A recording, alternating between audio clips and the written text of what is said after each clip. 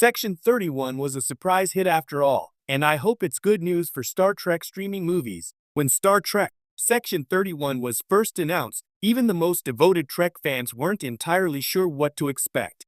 Michelle Yeoh's Philippa Georgiou, an emperor turned reluctant ally, was always one of the franchise's most compelling modern characters, but building an entire feature-length streaming movie around her felt like a gamble. Section 31 as an organization has long occupied a strange niche within Star Trek lore, equal parts fascinating and controversial. Could it carry the weight of a full narrative? Could the franchise's first new streaming movie stick the landing in an era where Paramount Plus has been experimenting, consolidating, and recalibrating? Against all odds, the answer was yes. Section 31 became a surprise hit, and that may be exactly the glimmer of hope the Star Trek streaming movie strategy desperately needed. A movie no one expected to work, but did. When Paramount first floated the idea of producing feature-length Star Trek stories directly for streaming, audiences had every right to be skeptical. Trek hasn't traditionally lived in the movie of the week format. This is a franchise built around episodic television and big-budget cinematic tentpoles. The middle ground was untested territory, but Section 31 found the perfect use case for the format. It tells a self-contained story with cinematic ambition, while leaning entirely into character-driven Trek ideology. It never tries to mimic the scale of the Kelvin timeline films, yet it also doesn't feel like a stretched TV episode. Instead, it carves out a comfortable sweet spot, a focused, 2-hour morality tale wrapped in espionage, time-hopping missions, and Michelle Yeoh trademark badassery. The surprise was not that the movie was good, but that it became a standout success for Paramount Plus, pulling in higher than expected viewership and dominating Trek-related social media discussion for weeks after release. For a franchise that has seen streaming algorithms and budgets threaten its future, this was a much-needed win. Michelle Yeoh was always the secret weapon. Let's be honest, Michelle Yeoh is one of the greatest assets Star Trek has ever acquired. Even before her Academy Award, she was a magnetic screen presence. After her Oscar win, her cultural stock skyrocketed, and suddenly the Section 31 project, once thought doomed to development purgatory, became fast-tracked. The movie leans heavily on Yeoh's abilities in all the right ways. Emperor Georgiou has always been layered, ruthless yet compelling, sharp but capable of growth.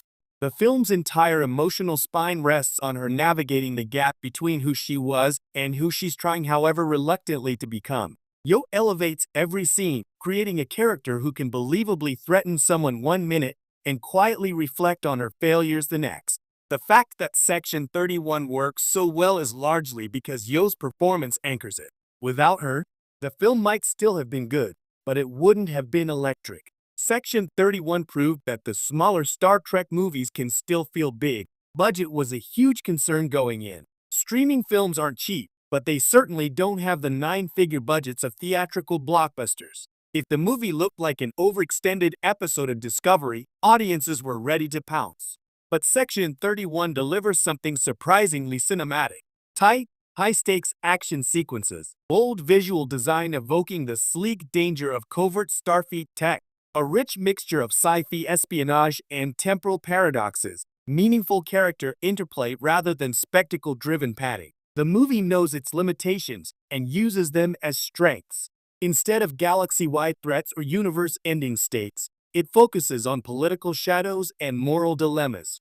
It proves that Star Trek stories don't need planet-destroying villains or multiversal crises to feel epic. Trek's true magic lies in character conflict, ideology, and the complex dance between duty and conscience. In many ways, Section 31 feels like the most traditional Trek movie in years. Not because it mimics the past, but because it trusts that fans care more about ideas and people than explosions.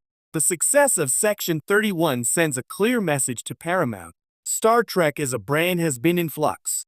Paramount Plus has shuffled show orders, delayed renewals, and tightened budgets as streaming economics shift across the entire industry. Fans have been worried, sometimes rightfully, about what the future looks like. But Section 31 arriving as a surprise hit does a few crucial things. One, it proves there is a market for focused, mid-budget Trek films. Not every Star Trek story needs to be a $200 million cinematic event. Some of the best Trek tales thrive in smaller, more intimate spaces. A streaming movie allows for contained character arcs, experimental storytelling, genre hybrids, espionage, mystery, political thriller, focused baton passing between series. Paramount now has evidence that this model works and works very well.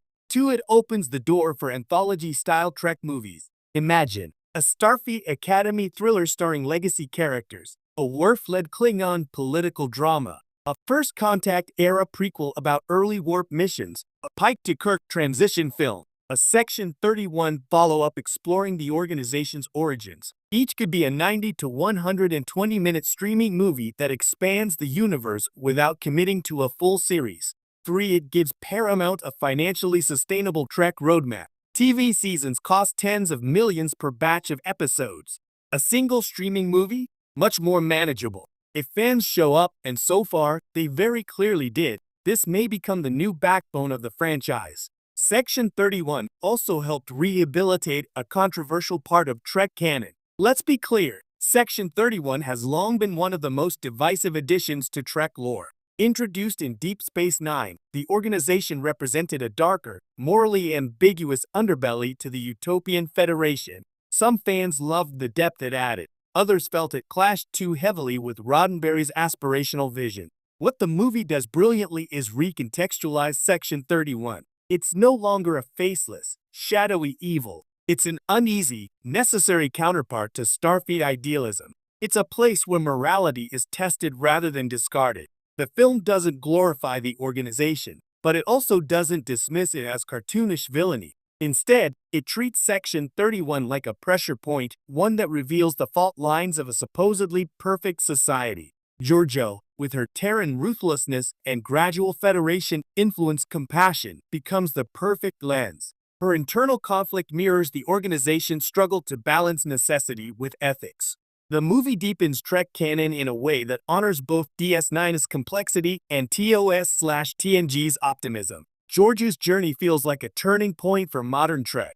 While the emotional heart of the film revolves around Georgiou's personal evolution, it also functions as a symbolic bridge between eras of Star Trek storytelling. Discovery brought darker tones and serialized complexity. Strange New Worlds returned to episodic optimism.